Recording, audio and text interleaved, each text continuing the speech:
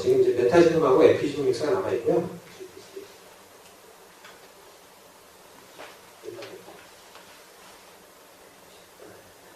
메타지노믹스하고 에피지노믹스 빨리 끝낸 다음에 잠깐 쉬도록 하겠습니다. 메타지노믹스 들어보신 분들은 아시겠지만 이제 굉장히 요새 또 각각을 갖고 있어요. 뭐냐면 미생물의 배양 없이 샘플 내의 미생물을 분석을 하는 겁니다. 왜 이게 중요하냐면 기존의 많은 미생물 연구들은 다 배양이 가능했어야 연구가 가능했어요.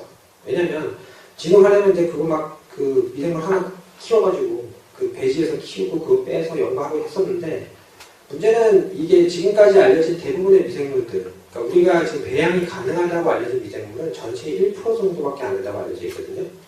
그럼 나머지 99%는 연구를 못하고 있는 거죠. 지금까지 난배양성이기 때문에 굉장히 연구가 어려웠습니다. 한데 메타지놈을 이용하면 그냥 배양을 안 하고 바로 그냥 시퀀싱해서 유전자 파악을 하니까 그런 그 기존에 연구가 어려웠던 미생물들에 대한 연구가 굉장히 활발하게 진행이 되는 거죠. 메타지놈 연구는 다음과 같이 3가지 정도 지금 구성이 됩니다. 첫 번째는 커뮤니티 분석이라고 해서 특정 미생물 내에 대체 어떤 미생물들이 얼만큼 존재할까? 그런 것들을 보는 게 이제 커뮤니티 분석되겠고요. 두 번째는 메타지놈 어셈블리라고 해서 유전자는 그럼 뭐가 있을까?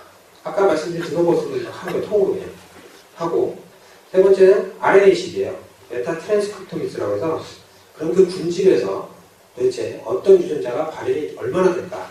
이런 걸 보는 3단계가 있습니다. 그 중에서 이 2단계, 어셈블리랑 메타 트랜스크립토믹스는 시작 단계고, 이게 특히 시작 단계고요. 이건 최근에 굉장히 많이 진행이 됐어요. 그리고 전통적으로 기존에 이제 파이프라인이 완벽하게 거의 잡혀가는 것들이 커뮤니티 분석입니다. 그래서 오늘은 커뮤니티 분석에 대해서 프랙티컬하게 말씀을 드릴 거고요. 그 다음에 기존의 이론적인 부분도 설명을 드리겠습니다.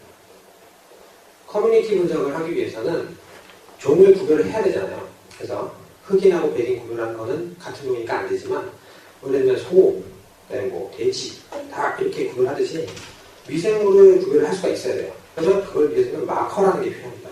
그래서 어떤 특정 부분을 보면 얘는 뭐구나, 얘는 뭐구나, 이런 것들이 필요한데, 그럼 마커 시퀀스는 다음과 같이 한 4가지 정도의 특징을 가집니다. 뭐냐면 첫 번째는 커먼 프라이머 사이트라고 해서 공통적으로 증폭을 할 수가 있어야 돼요.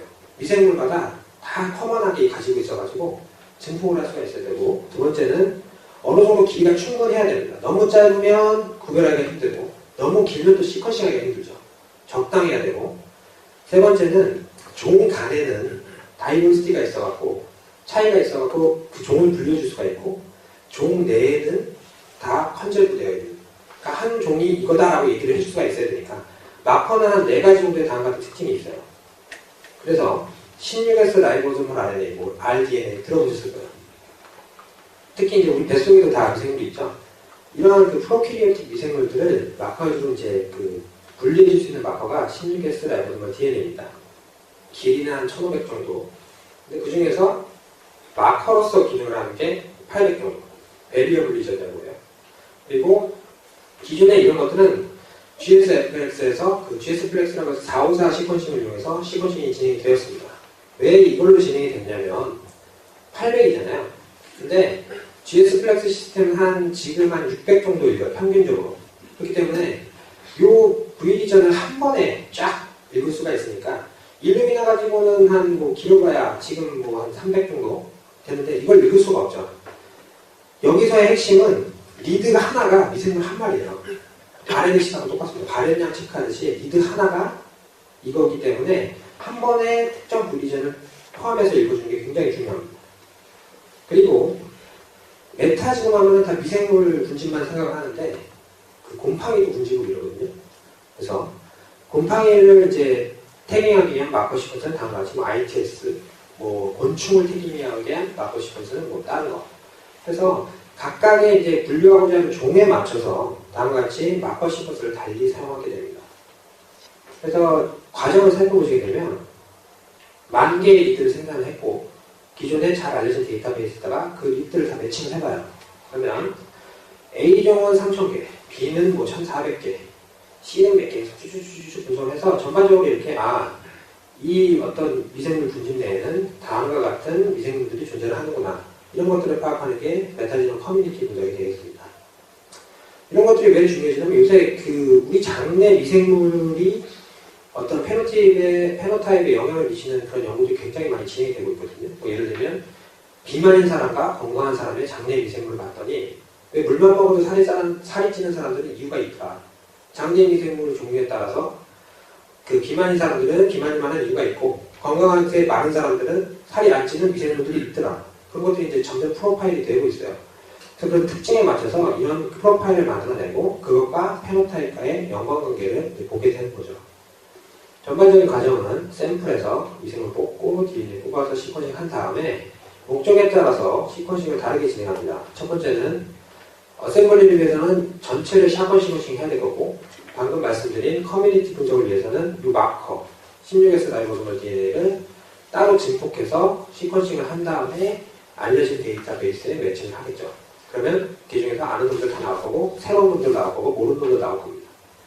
그래서 이런 방법을 통해서 유용 유전자를 발견한다든지 미생물이 어떤 게 있는지 상호작용을 보고 커뮤니티는 어떻게 구성되어 있고 트랜스크립토미트를 통해서 어떤 유전자가 차등 관련되는지 그런 것들까지도 보게 되는 이제 앞으로 될 겁니다.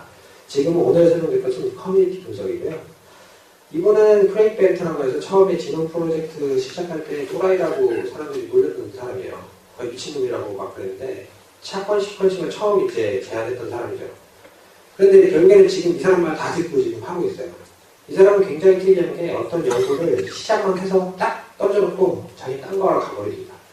그래서 이 사람이 메타지온 분석도 지금 이제 바다를 떠돌면서 바다에서 해수를 퍼올려갖고 미생물을 다 건진 다음에 어셈플하니까 굉장히 많은 유전자가 니들이 알고 있는 유전자도 굉장히 많아 하고 이제 안 해요. 딴 거 하고 있습니다. 그리고 그 다음에 이제 메타 트랜스크립토믹스라고 해서 여기 이제 그 시퀀싱을 진행해서 RNA를 진행할 때 미생물에 대한 그 RNA는 조금 차이점이 있어요. 잘 아시다시피 프로키리옷은 mRNA에 폴리 A테일이 없죠. 그렇기 때문에 유캐리오틱 같은 경우에는 폴리 A테일을 이용해서 올리고디티 리드를 이용해서 끄집어내리면 mRNA를 간단하게 분리해낼 수 있어요. 하지만 프로캐리오트는 그게 없기 때문에 이 프로캐리오틱에서 mRNA만을 뽑아낼 수가 없는 거죠. 그러니까 결과적으로 이걸 해결할 수 있는 방법은 딥 시퀀싱입니다. 시퀀싱 가격이 내려가는 수밖에 없어요. RNA를 일단 다 뽑아낸 다음에 그게 라이보소멀 RNA. 결국에는 세포에서 존재하는 그 RNA의 종류를 보면 대충 90% 이상이 80%인가요? 뭐 다 라이보소멀 RNA고 나머지 뭐 tRNA, 뭐 그 조그만 RNA를 하고 결국엔 mRNA는 한 3%, 5% 미만이라고 알려져 있는데 그러면 그것만을 분리해낼 수 없으면 그냥 다 시퀀싱 하는 거예요. 그래서 그 중에서 의미 있는 정보만 mRNA만 인실리프하게 분리해내는 거죠. 이런 것들이 이제 슬슬 가능해지게 되는 이유는 시퀀싱 가격이 지금 계속 내려가고 있으니까 이런 것들이 가능해지게 되고요. 앞으로 더 발전을 하게 되면 이제 주로 많이 활용이 될 겁니다.